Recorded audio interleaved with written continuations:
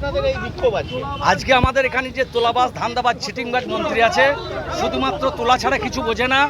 আজকে 4 বছর অতিক্রান্ত হয়ে 5 বছর বিধানসভায় পড়লো। আমরা ভেবেছিলাম যে আমরা একজন ক্যাবিনেট মন্ত্রী পেয়েছি, মন্তেশ্বরবাসীর সুরাহা হবে। স্বাধীনতার পর প্রথম ক্যাবিনেট মন্ত্রী পেয়েছি, কিন্তু আমরা কি দেখলাম?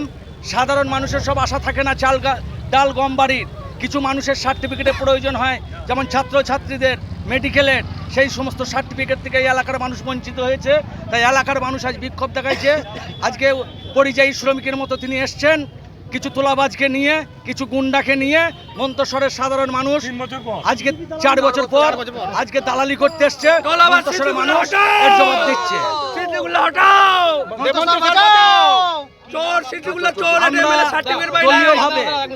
দলীয়ভাবেও যেমন আমরা কোনোদিন ওকে পাশে পাইনি, আজকে প্রশাসনিকভাবে যে উনি একজন মন্ত্রী বা বিধায়ক, আমরা একজন সাধারণ মানুষের সার্টিফিকেট দিতে পারিনি।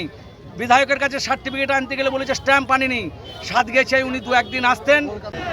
তুলে ধরো এই ধরনের পরিস্থিতি মন্তেশ্বরের বুকে, মালডাঙ্গার বুকে, আপনি বিধায়ক। আমি শুধু বিধায়ক নয়, বর্ধমান জেলায় 16টি বিধায়কের মধ্যে সব থেকে বেশি ভোটে আমি জিতেছি 35,000। বিগত লোকসভা নির্বাচনে 48,000 ভোট মন্তেশ্বর মঙ্গলকোট দিয়েছে।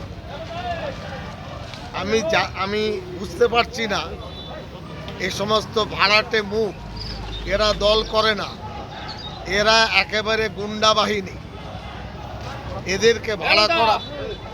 এদেরকে ভাড়া করা হয়েছে এবং তৃণমূল দলকে ধ্বংস করার, অপমানিত করার, মমতা ব্যানার্জিকে হেয় করার চেষ্টা হচ্ছে।